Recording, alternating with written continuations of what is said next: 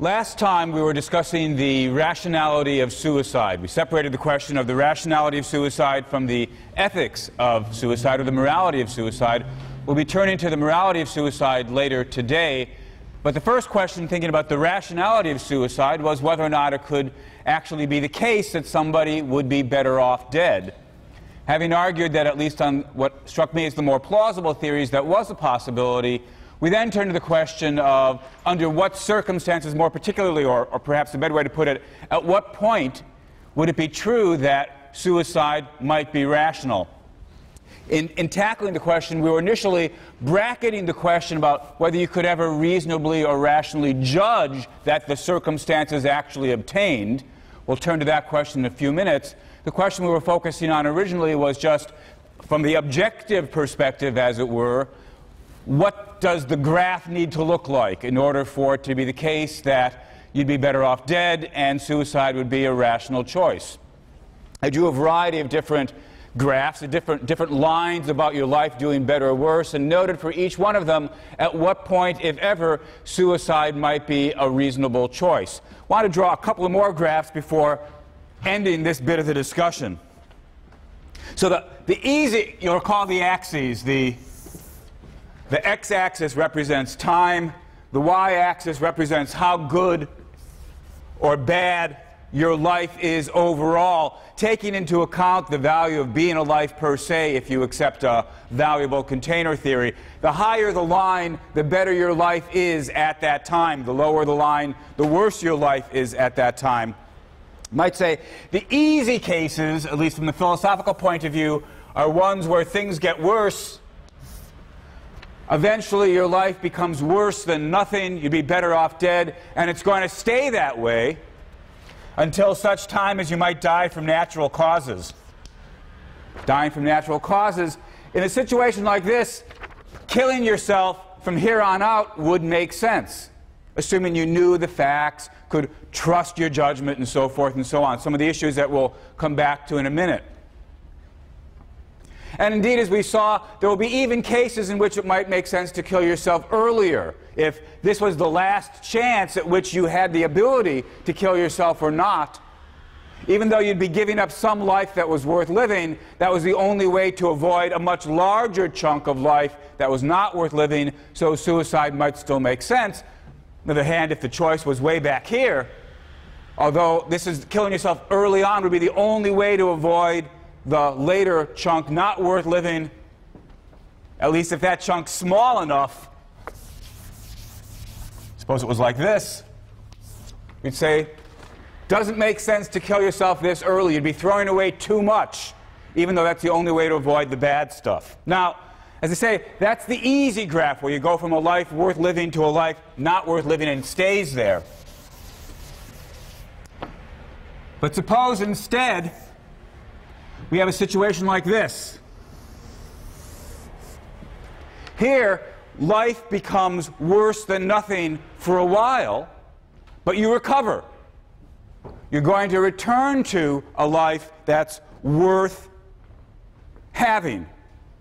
And suppose that after you recover, you'll have a very nice third stage, third act of your life before you would eventually die of natural causes or natural death. Here, the crucial point to make, of course, is that even though for a while your life will be worse than nothing, negative overall, it doesn't mean that it makes sense to kill yourself at this point. Because, of course, although it's true that if you do kill yourself here, you're avoiding this negative chunk, this bit below the x-axis, doing that also throws away the very large third act where your life returns to being better than nothing.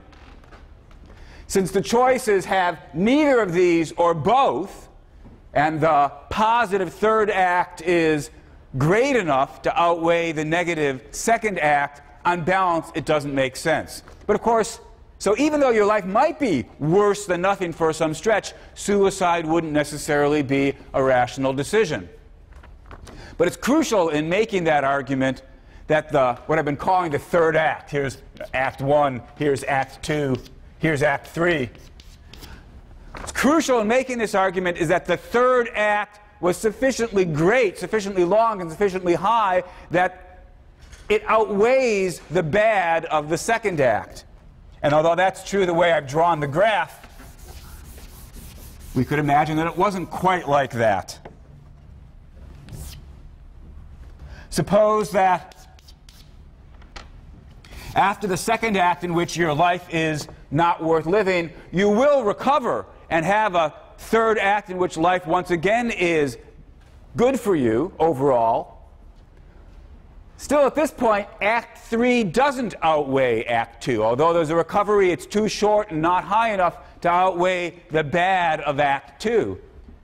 And so, under that circumstance, when you ask yourself, let's say at this moment, would suicide here be rational? The answer could well be yes. Although in killing yourself you've given up Act 3, which would be good for you overall, doing that's the only way to avoid Act 2, which is bad for you overall and sufficiently bad to outweigh the good of Act 3. So if you've got the choice of suicide here, it might well be rational.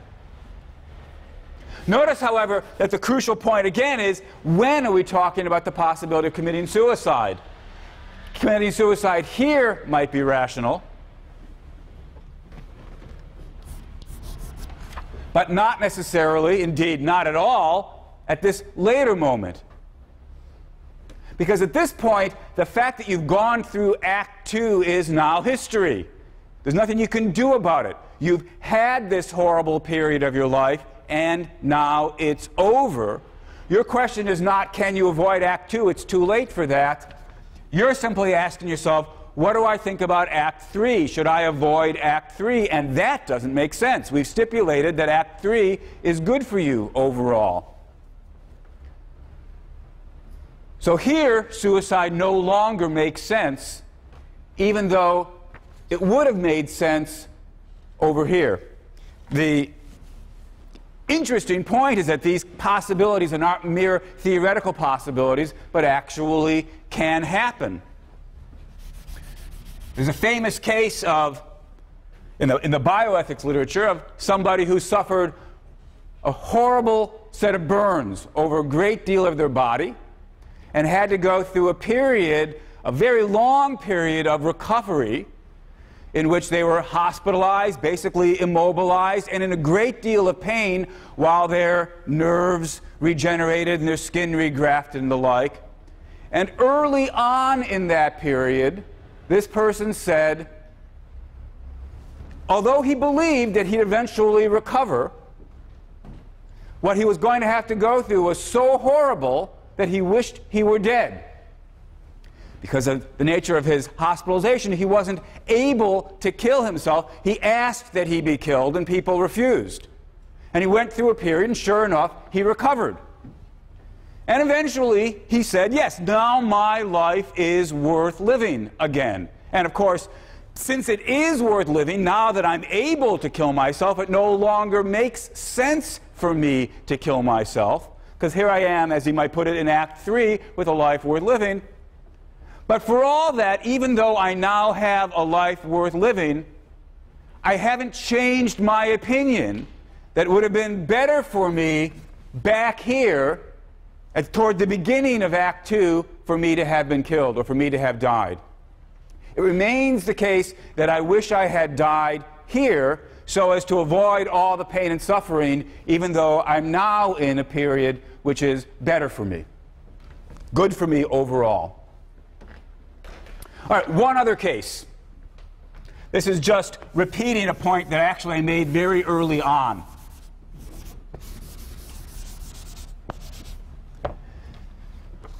In all of these cases where I've argued for the rationality of suicide, it's because eventually the line has dipped below the x-axis. The crucial point to remember is, even if your situation deteriorates and indeed doesn't recover, that still doesn't make suicide rational. The question is not, am I worse off than I had been or than I might have been had I not had the decline? The question in thinking about the rationality of suicide is, am I so badly off that I'm better off dead? And if your life is a sufficiently rich and valuable one, there's a great deal of room for going down, having a worse life, while still ending up at a life better than nothing. And in that case, of course, suicide's not rational at all. Still, it does seem to me that there are cases in which the line does cut below the x-axis and remain there for a sufficiently long time, perhaps remain there forever, so that the person is better off dead. And so we might say, from that point of view, if only the person could recognize the facts and know for a certainty that's what their line was going to look like, suicide would at certain points be rational. Still, that means we need to turn to the second part of the question. Somebody who believes suicide cannot be rational might say, look, the whole game is in the phrase I just used. Sure, there are situations in which if only you knew the facts, if only you had a crystal ball and knew for a certainty this is what my life is going to go on from here on out, then suicide would be rational. But of course, we never have a crystal ball. We never have the guarantee that this is how the line's going to go.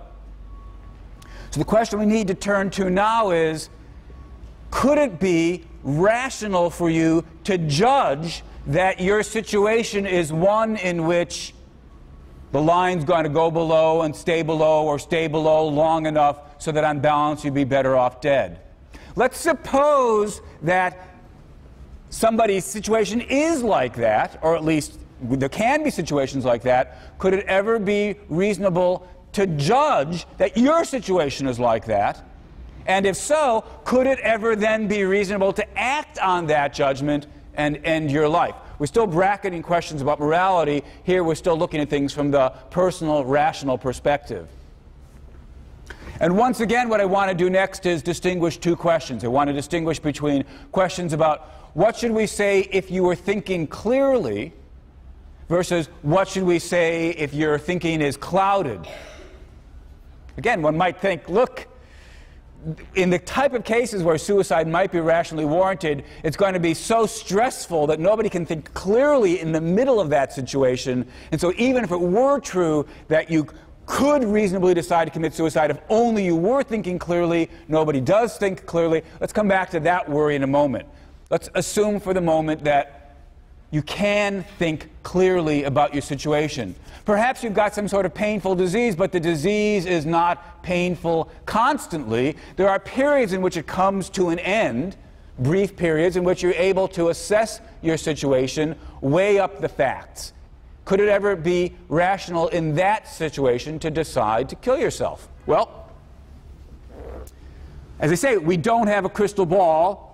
If you did have a crystal ball, if you knew for a certainty that your line was so bad that it was below zero and wasn't going to recover, perhaps we'd say, yeah, in that case, it would be rational to commit suicide. But we don't have a crystal ball. What should we say then? The critics of suicide might come back and say, well, look, since you don't have a crystal ball, since you never know for sure that you won't recover, since there's always a possibility of recovery, suicide never makes sense. After all, we all know that there's constant progress in medicine. People are always making breakthroughs, and what seems like an incurable disease one day may have some sort of cure the next. But if you've killed yourself, you've thrown away any chance of getting that cure. And even if medical cures don't come around, various diseases sometimes simply have miraculous remissions. Somebody might just get better spontaneously. That's always a possibility. It doesn't happen very often, but it does happen now and then. And again, if you've killed yourself, you've thrown away any chance of recovery. So the critics of suicide might say, given that there's a chance, however small, of recovery, whether through medical progress or just some sort of medical miracle, But of course, if you kill yourself, there's no chance of recovery. Given that, it doesn't make any sense. It can't make sense rationally to kill yourself. That sort of position gets articulated now and again, but I think it's got to be mistaken. It's true that we don't have a crystal ball, and so in deciding whether to kill yourself, what you're doing is playing the odds. You're gambling. But still, gambling is something we do all the time. Indeed, there is no getting away from the fact that in the suicide case, in the case of some terminally ill patient, or at least somebody who appears to be terminally ill, there is no getting away from the fact that regardless of what decision he or she makes, they are gambling. Gambling, playing the odds, just is one of the facts of life about how we have to decide. We have to make our decisions under uncertainty. Now, suppose somebody says then, well, look, since we agree that we're deciding under uncertainty, it doesn't make sense to throw away the small chance of recovery. And then I want to say that doesn't seem to be in keeping with the rules that we would normally use in deciding how to face a gamble. The back of this room, there are two doors. So let's tell a little fantasy science fiction story about the two doors. After class is over, you're going to have to decide which one of these doors to go through. Let's suppose that if you go through door 1, it's virtually guaranteed that what will happen is you'll be kidnapped, and your kidnappers will then torture you for a week, after which perhaps you'll be released. Virtually certain, 90% certain, 99% certain, perhaps 99.9% certain. There's a small chance, 1 in 1,000, 1 in 10,000, that you won't be kidnapped and tortured. Instead, you'll be whisked away to a wonderful tropical vacation where you'll have a fantastic time for a week. Not very likely, but not impossible. 1 in 1,000, 1 in 10,000, maybe less. That's if you go through door 1. Door 1 has 99.99 chance of a week of torture and a 0.01 or 001, whatever it is, % chance of wonderful vacation. On the other hand, if you go through door number 2, 100% certainty that the following is going to happen. You will immediately fall asleep. You'll be in a deep, dreamless state for the week, at which point you'll wake up. Well, what should you do? What should you pick? It's not quite certainty of being tortured versus certainty of sleeping. If it was certainty of being tortured versus certainty of sleeping, I suppose we'd all agree the thing to do is to go through door number 2. Sleep's nothing positive, but on the other hand, it's nothing negative. I suppose if we were going to slap a number on it, we'd give it a 0. But torture is clearly a negative. And if it's a week of torture, it's a very large negative. So it's 0 versus some huge negative number. Certainty versus certainty, what should you pick? We'd all agree, I presume, you should pick door number 2 and pick the dreamless sleep for a week. Now we remember, oh, but wait a minute, it wasn't certain that you were going to be tortured. It was just very, very, very likely that you were going to be tortured. And imagine somebody says, oh, you must go for the gold. Go for door number 1. Sure, it's overwhelmingly likely that you're going to be tortured, but there's a very small chance that you'll get this wonderful vacation. Whereas if you pick door number 2, you're throwing that chance away. And so the only rational decision must be to pick door number 1.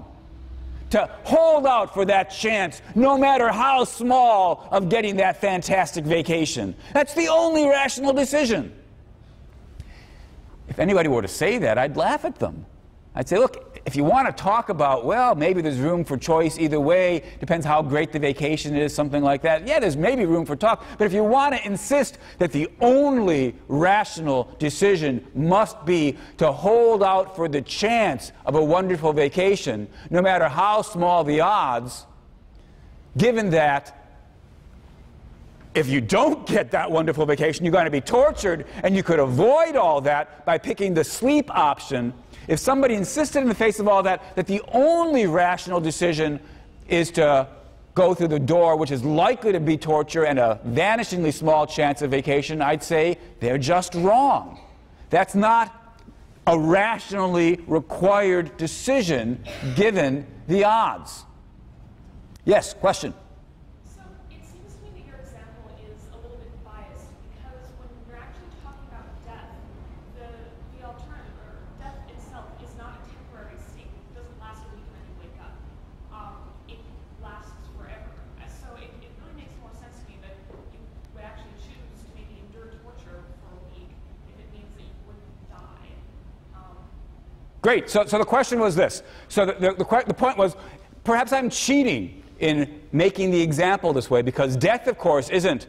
Of course, what you're all supposed to be lulled into thinking is that choosing suicide is sort of like choosing to be asleep. A state of dreamless sleep, but sleep nonetheless. And the suggestion then was, I'm cheating because death is forever. I deliberately framed the example in terms of being tortured for a week versus being asleep for a week.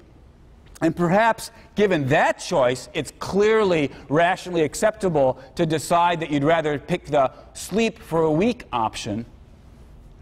But death isn't just for a week. If you commit suicide, you're dead forever. So let's change the example. Suppose that, you guys are mostly, I suppose, in the vicinity of 20. Suppose that if you go through door number 1, there's overwhelmingly likely chance, 90%, 99%, 99.9% chance that you'll be kidnapped and tortured, and the torture will take place and last for another 50, 60, 70 years, and then you die. There's a slight chance, a 1/10%, a 100%, that no, you won't be tortured for the 50, 60, 70 years, but instead you'll be brought to this tropical island paradise where you'll have this great time for the next 50 years. But what has happened in 99 out of 100 cases, or 999 out of 1,000 cases, or 9,999 out of 10,000 cases is the torture scenario. While the people are being tortured, they beg for mercy. They beg to be put to death. They wish they were dead. It is truly the case that the tortures are so bad that these people are better off dead. Remember, we're assuming that we've got a case where you really will be better off dead unless the miraculous recovery takes place. And so again, we have to ask, in a situation like that where the person says, and similarly, of course, if you go through door number 2, you immediately fall asleep and you stay that way for the next 70 years and then you die while in your coma.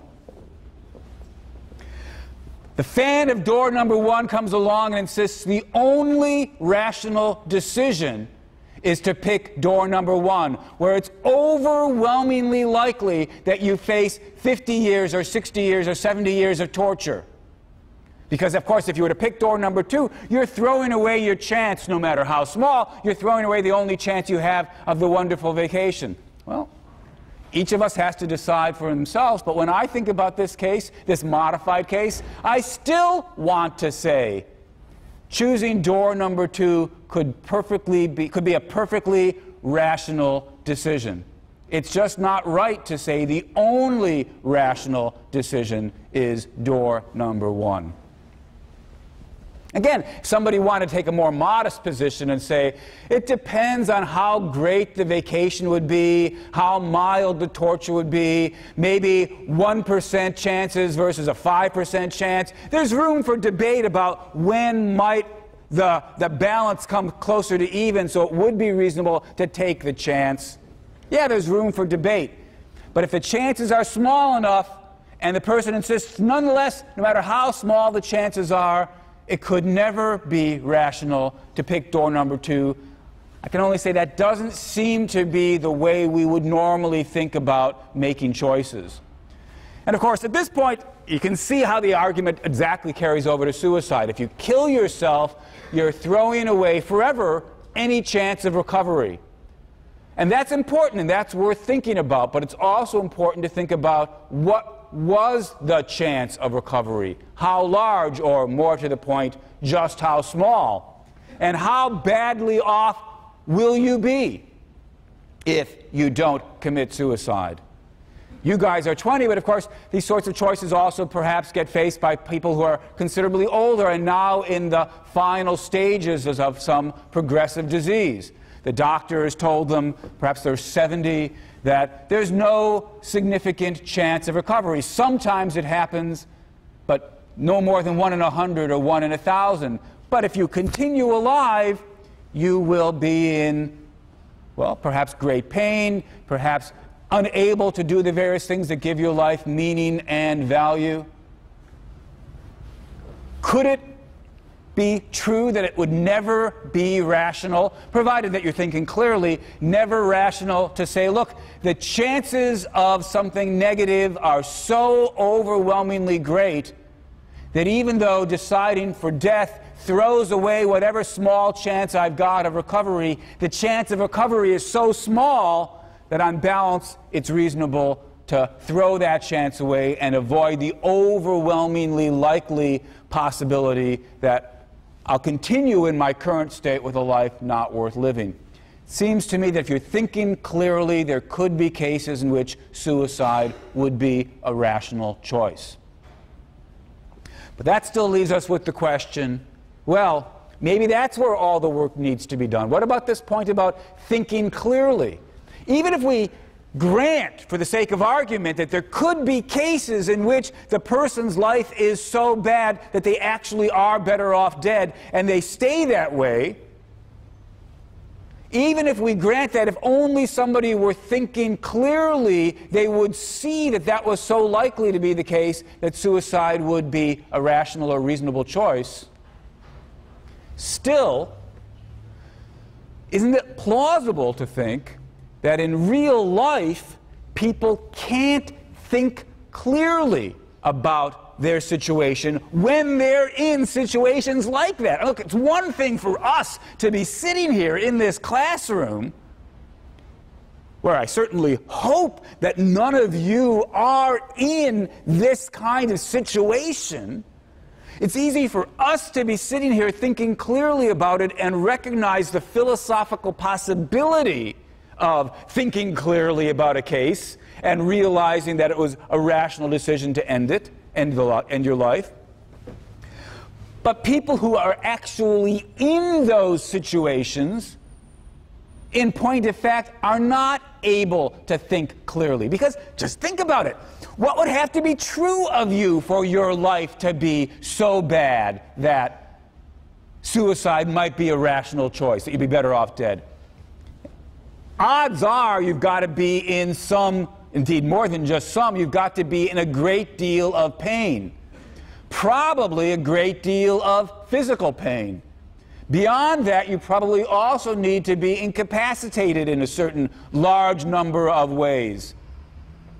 So that perhaps you're bedridden, can't enjoy discussions with your family, can't read poetry or watch television or whatever it is. A life watching television may not be as fantastic as the life that you all are able to have, but it might still be better than nothing. To imagine a life so bad, it's going to have so much physical disability that the amount of emotional distress is going to have to be so overwhelming. How could anybody think clearly in a situation like that?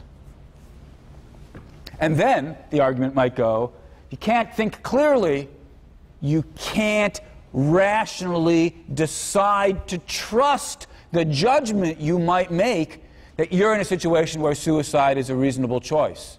You might make the judgment, but if we ask ourselves, should you trust your opinion, the odds are, so the argument goes, no, you shouldn't trust your opinion, precisely because anybody for whom it would be true would have to be so emotionally distressed that they're not able to think clearly. If they're not able to think clearly, they can't have a judgment that's trustworthy. If the judgment's not trustworthy, you shouldn't trust it. And so suicide could never turn out to be a rational opinion after all. That's an interesting argument. I think it's an argument more worth taking seriously than some of the other ones, some of the early objections we've had against suicide. But even here, I'm not convinced. Let's again try to think of a case not quite like suicide and ask ourselves, can't there be cases where, despite the fact that your thinking is clouded, it's still reasonable to trust the decisions that you make within your clouded thinking? Suppose you've got some disease that causes you a great deal of incapacity and a great deal of pain. But as it happens, there's a cure, or at least there's a surgical procedure that can be done, and the surgical procedure is almost always successful.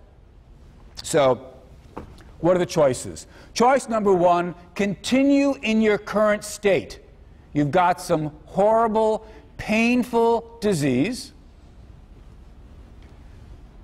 and it won't get better unless you have the surgery. If you do have the surgery, it's very, very likely that it will get better. 99 cases out of 100, the surgery works. Or 99.9 cases out of 100, the surgery works. Or 99.99 cases out of 100, the surgery works. Of course, like all surgery, there are risks. Sometimes you put the person under anesthesia and they don't wake up. Doesn't happen very often. 1 in 1,000, 1 in 10,000, 1 in 100,000, whatever it is, there's some chance the surgery won't work and you'll die on the operating table. But it's very, very small chance. Overwhelmingly likely the surgery will succeed, and if it does succeed, well, you'll be recovered. That's option number one. Option number two, you continue in your current state, incapacitated, unable to lead a valuable life, suffering, full of pain. Well, that's overwhelmingly likely. 1 in 1,000 cases, there's some sort of natural cure. Maybe 1 in 10,000 cases, there's a natural cure. But in 999 out of 1,000 cases, or 9,999 out of 10,000 cases, the disease just continues until you die, some years down the road. There's your choice. Should you have the surgery or not? Well, I suppose what we think is, of course you should have the surgery. You'd be a fool not to have the surgery. It's overwhelmingly likely going to cure you. But now we worry, wait a minute, can you trust that judgment? After all, the condition you are in is so stressful, so painful, that you are obviously very emotionally worked up. And any judgment that you make that it's a reasonable decision to have the surgery is a judgment you're making while under the cloud of emotional distress. How can you possibly trust that judgment?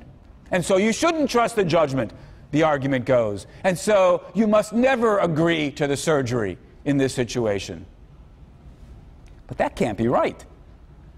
Surely we agree that it could be reasonable to trust your judgment in this situation. Now, to be sure, the fact that you are in all this pain should make you pause, should make you hesitate, should make you think twice and then think again before deciding what to do. But still, if somebody says, since you're so worked up, it could never be rational to decide to have the surgery, that just seems to be going too far. It doesn't make sense. You've got to make some kind of decision. Deciding not to have the surgery is still making a kind of decision. And either decision, then, is a judgment that you're going to be making while worked up, while stressed, while under the cloud of pain and suffering. So think twice, think third time, get the opinions of others perhaps, but still, if somebody says, it could never be rational to decide to have the surgery and then act on that decision, they're just wrong. Well, now let's come back to the suicide case. Same kinds of odds, just reversed.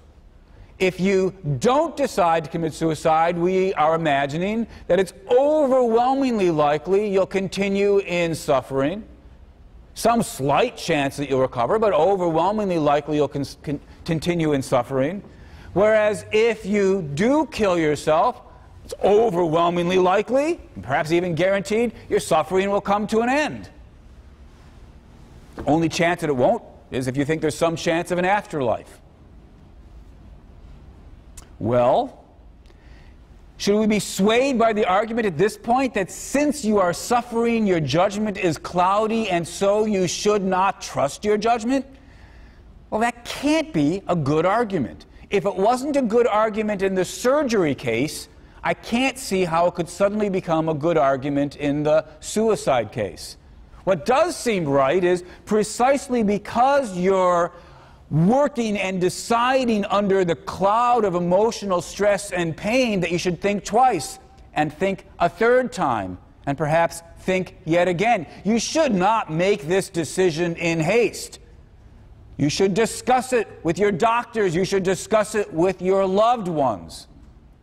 But if somebody says you could never reasonably trust the judgment that you make while in these circumstances, I can only say that doesn't seem like a sound piece of advice. That claim doesn't seem right to me.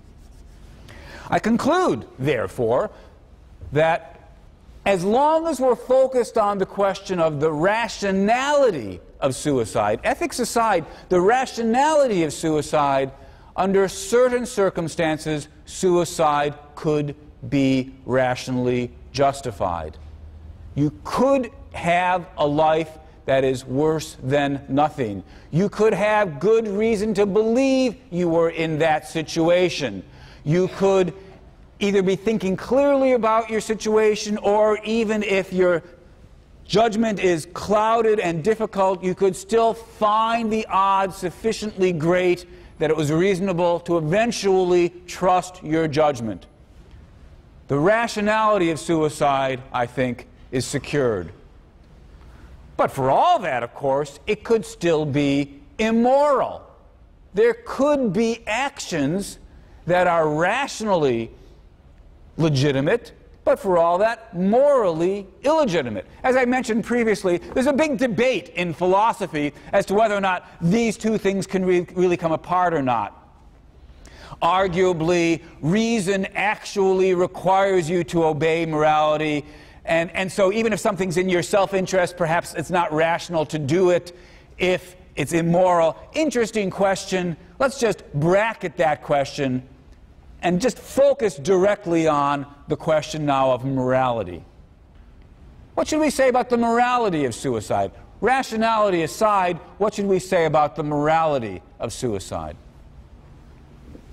Well, to really do justice to this question, of course, we would need to have an entire theory of morality laid down. And unsurprisingly, I don't have time to do that for us. Entire class on Introduction to Ethics, where we try to lay down a basic fundamental theory about morality. All we've got left is a couple of minutes today and then one more lecture. So instead, what I want to do is first mention some quick and dirty arguments that have a kind of moral tinge to them, and then turn to some somewhat more systematic arguments where I'll quickly put in place some basic elements of a plausible moral theory.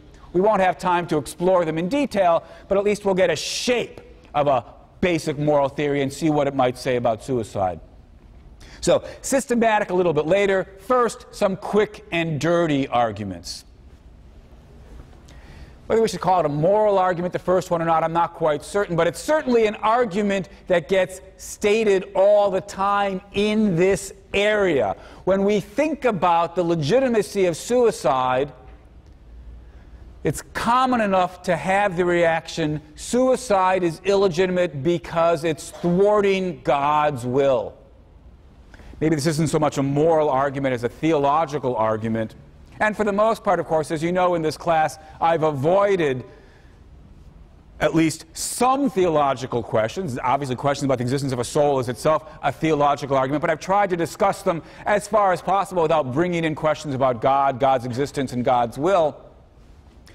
But the topic's almost unavoidable when we think about suicide, given the prevalence of the thought, it's God's will that we stay alive, and so it's going against God's will to kill ourselves. Well, I think the best response to this argument was given by David Hume some several centuries ago, 2.5 centuries ago, where Hume says, look, if all we've got to go on is just the idea of a creator who has built us and given us life, we can't infer that suicide is against God's will. At least, if you found that thought a compelling one, then why wouldn't you also find it compelling to say it goes against God's will when you save somebody's life? This is a point that close to one I've raised before. You're walking along Chapel Street, and the person you're talking to, you see, is about to be hit by a car. So you push them out of the way. Previously, when we talked about this question, the question was whether or not they should be grateful to you. Now the question is whether or not they should complain, how dare you do that? You've thwarted God's will. It was God's will that I be hit by that truck. So when we're about to save somebody's life, should we decide not to do that on the grounds that it must be God's will that they're going to die? If you're a doctor and somebody's in cardiac arrest and you could now perform CPR or whatever it is in order to get their heart going again, should we say as a doctor, oh no, I must not do that. It's God's will that they die. If I try to save their life, I'm thwarting God's will. Well, nobody says that. But then, why is the argument any better in the case of suicide? We could, of course, imagine, when you've saved your friend's life, and he says, oh, you thwarted God's will, what you might come back and say is, oh, no, you see, it was God's will that I save your life.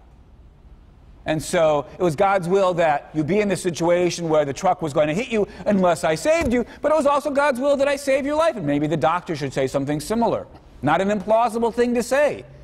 But given that that's not an implausible thing to say, why not say the same thing about suicide? It was God's will that I be in this situation, and then God's will that I kill myself. Absent any special instruction manual from God, the God's will argument cuts both ways, which is to say it doesn't give us any guidance. We don't know whether it's God's will that we act or God's will that we don't act, absent an instruction manual from God. So we can't conclude that suicide is obviously wrong because it violates God's will. Well, unless you've got an instruction manual. You might think, for example, that the Bible tells us not to commit suicide, and since the Bible is God's Word, we must do whatever the Bible tells us. That's a kind of argument that I'm perfectly prepared to engage in, although, of course, there's a lot of assumptions behind that argument that we would need to really examine. Is there a God? Well, obviously we needed that one even for the God's will argument. Has God expressed His will in a book? If so, what book is it? Do we have moral reason to obey God? Also relevant for the God's will argument. And of course, if we do think we have an obligation to obey this instruction manual, are we really prepared to obey this instruction manual? Even if there's a sentence in this instruction manual that says, don't commit suicide, a lot of other things the instruction manual also says that most of us are not inclined to do. The instruction manual says not to eat pork. Well, how many of you are not willing to eat pork? The instruction manual tells you not to mix various kinds of material together in a single item of clothing. How many of you think that that's unacceptable? The instruction manual tells you that if a teenager is rude to their parents, they should be stoned to death. How many of you think that that's a moral requirement? If you're going to pick and choose which bits of the instruction manual you actually think are morally relevant, then you can't come to me and say, oh, suicide is wrong because the instruction manual says so. You're not really using the instruction manual to give you moral guidance. You're starting with your moral beliefs and then picking and choosing which bits of the instruction manual you want to accept. Well, that's a big question. That's a big topic. And so having just touched on it, I'm going to have to put it aside. Instruction manual aside, at the very least, we might say, appeal to God's will can't help us to decide whether or not suicide is legitimate or not. But there's a different quick and dirty argument. Also, it can be run in a theological form, but it need not be run that way. And that has to do with gratitude. We've been given life, and life's pretty amazing. And so we have an obligation, a debt of gratitude to keep the gift. Now, look, gratitude is not one of the moral virtues that gets a lot of discussion nowadays. It's fallen on rather hard times, but I see no reason to dismiss it. It does seem to me there's such a thing as a debt of gratitude. If someone does you a favor, you owe them something. You owe them a debt of gratitude. And so the argument might then go, look, either God gave us life, or nature gave us life, or our parents gave us life. Whatever it was, we owe a debt of gratitude for this wonderful gift. And as such, how do you repay the debt? You repay the debt by keeping the gift. If you kill yourself, you're rejecting the gift. That's being ungrateful, and ingratitude is immoral. It's wrong, and that's why suicide is wrong. That's the second quick and dirty argument. Perhaps it won't surprise you that I don't find this second argument persuasive either. Not because I'm skeptical about debts of gratitude, but I want us to pay attention to what exactly obligations of gratitude require us to do. In particular, it's important to bear in mind that you owe the person who gives you a gift something only when what he's giving you or she's giving you is a gift. Imagine that somebody, I'll call him the bully, gives you a pie and says, "Eat it." But it's not an apple pie, it's not a cherry pie, it's some gross, disgusting slime pie, some rotting slime pie, and he cuts out a big piece and he says, "Eat it." Do you owe this person as a debt of gratitude, out of gratitude? Do you owe him the obligation to eat the pie and continue eating the pie? That would seem like a rather odd thing to claim. This guy is indeed, as I've named him, just a bully. Now, of course, typical bullies, at least in the comic book cases, bullies are big and strong. The bully might be able to say the following thing to you: "You eat this pie, or I will beat you up. I'll beat the crap out of you." And look, I'm not a very strong guy. He might well be able to do it. And I might not. I might well know he is going to do it. And so it might be prudent for me to eat the slime pie. Disgusting, appalling as it may be, it might be better to have a couple of slices of slime pie than to be beaten up to a pulp. But there's no moral obligation here. There's no moral requirement to eat the pie. Well, if God takes on the role of bully and says, "Eat the pie or I'll send you to hell," maybe it would be prudent of you to do what he says. And if God takes on the role of bully and says, "Even though your life has become so horrible that you'd be better off dead, I insist that you keep living or I'll send you to hell if you kill yourself," maybe it's prudent of you not to kill yourself. But there's no moral requirement here. God's just a bully on this story. Now, that's not to say that I think God is a bully. If you believe plausibly enough God is good, then God's not going to want you to continue eating the pie once it's spoiled.